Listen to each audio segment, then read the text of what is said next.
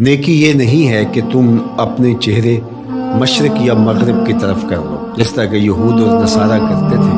مخصوص رنگوں کے لباس پہن کر، مخصوص طرز کے پٹکے پہن کر اور مخصوص رسوم و رواج کے ساتھ الجھ کے رہ جانا، یہ دین نہیں ہے۔ لیس البر، یہ نیکی نہیں ہے، ان تولو، کہ تم پھیر لو، وجوہکم، اپنے چہروں کو، قبل المشرق والمغرب، مشرق اور مغرب کی طرف، ولکن البر من آمن باللہ، نیکی کیا ہے کہ کوئی اللہ پر ایمان لائے، اس کا دل اپنے رب کو مانے۔ تو نیکی کی حقیقت یہ ہے کہ آپ اپنے رب کے ہو جائیں۔ جب رب کے ہو جائیں گے تو پھر اس کے دیے ہوئے نظام کو آپ من و عن تسلیم کریں گے۔ اٹھنے بیٹھنے سے لے کر انداز معاشرت تک، امور سیاست سے لے کر طرز حیات تک، کاروبار سے لے کر نجی زندگی تک، آپ کی زندگی کا ایک گوشہ اپنے رب کے دیے ہوئے نظام کی مطابقت میں ہو۔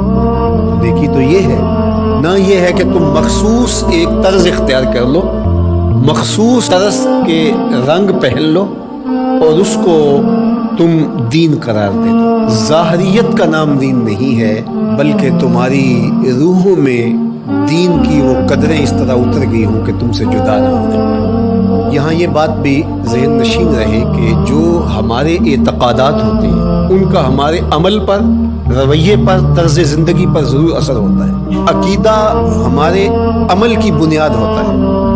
اگر میرا یہ عقیدہ ہے کہ میں اللہ وحدہ لا شریک کو مانتا ہوں تو پھر اس کا لازمی نتیجہ یہ ہے کہ غیر کا خوف میرے سینے سے نکل جائے گا۔ اسی طرح جب آخرت کا یقین میری روح کے اندر راسخ ہو جائے گا تو میری زندگی خود بخود مرتب ہو جائے گی، منظم ہو جائے گی، کیونکہ آخرت کا تصور کیا ہے کہ میں اللہ کے حضور جواب دہ ہوں اور ایک ایک عمل اس کے حضور پیش ہونا ہے اور وہاں اعمال کی جواب دہی ہے۔ ثم لتسألن یومئذ عن النعیم۔ تو پھر کس طرح میں بند کمرے کے اندر بھی جرم کر سکتا ہوں جب یہ عقیدہ میرے ساتھ جڑ گیا ہے؟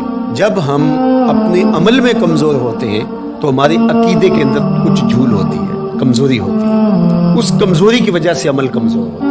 تو عمل کی پختگی اور رسوخ عقیدے کی پختگی کا نتیجہ ہوتا ہے۔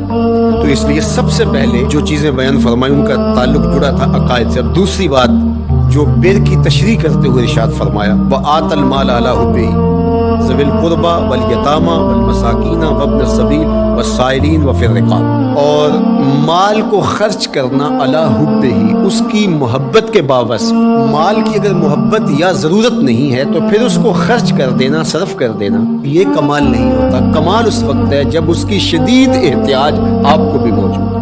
اس لیے صحت مند آدمی جو جوان بھی ہو اور اس کو ضرورت بھی ہو، اس کا صدقہ کرنا، اس کے صدقے کرنے سے بہتر ہے جو مخمسے کے عالم کے اندر جب موت و حیات کی کشمکش ہو تو وہ صدقہ کر دے، اپنا مال خیرات کر دے۔ عمومی طور پہ ایک مخفی دولت کی محبت جو ہمارے سینوں میں ایک حد تک موجود ہوتی ہے، وہ یہ ہے کہ جب اللہ ہمیں مال دیتا ہے تو بعض اوقات کچھ لوگ کہتے ہیں کہ ابھی میں اس مال کو بڑھاتا چلا جاؤں گا اور اپنی ساری ضروریات بھی پورا کرتا چلا جاؤں گا اور بہت حجم ہو جائے گا تو پھر اس سے کوئی بڑا کام کروں گا۔ وہ ایک ہدف لیتا ہے بڑے کام کا اور مال کو ضرورت کے باوجود خرچ نہیں کرتا۔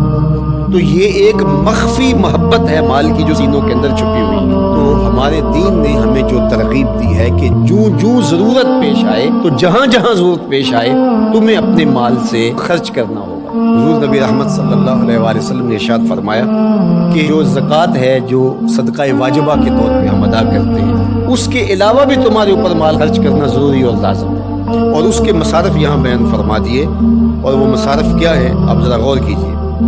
فرمایا ذوی القربیٰ، سب سے پہلا جو رکھا وہ ذوی القربیٰ، رشتہ دار رکھے۔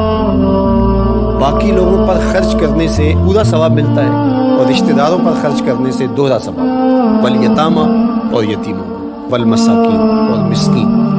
مسکین اس کو کہتے ہیں جس کے پاس 2 وقت کا کھانا موجود ہے، وابن السبیل، اور جو مسافر ہے، والسائلین، اور جو مانگنے والے ہیں۔ تو اگر اس کے پاس 2 وقت کا کھانا نہیں ہے تو وہ اگر مانگے بقدر کفاف اور 2 وقت کا کھانا مل جائے تو پھر مانگنا ترک کر دے تو اس کے لیے جائز ہے اور شریعت اس کو روکتی نہیں، اور ایسے شخص کو دینا ثواب نہیں ہے۔ لیکن جو شخص جمع کیے ہوئے ہو، اس کے پاس موجود ہو، دولت بڑھانے کے لیے یا عادتاً مانگتا ہو، تو ایسے شخص کو نہ دینا چاہیے اور نہ اس کی حوصلہ افزائی کرنی چاہیے۔ वफिर रिकाब, और जो गुलाम हैं उनको गुलामी के बोझ से आज़ाद करने के लिए माल खर्च करना। दौरे मौजूद के अंदर अगर कोई कर्ज में जकड़ा हुआ है तो वो भी फंसी हुई गर्दन है उसको, और मैं समझता हूँ कि इसके ज़ुमरे में वो शख्स जिसकी बेटियां जवान हैं और उसके पास कोई रकम नहीं है कि उनकी शादी कर सके और उसकी मदद की जाए, तो ये भी उससे मिलता जुलता हुआ इसके साथ ये जुड़ जाएगा कि उस फंसे हुए मजबूर की गर्दन को छुड़ाया जाए। वह अकामस सलात व आतस ज़कात, और नमाज कायम करना और ज़कात अदा करना, वल मौफूना बेअहदिहिम इज़ा अहद,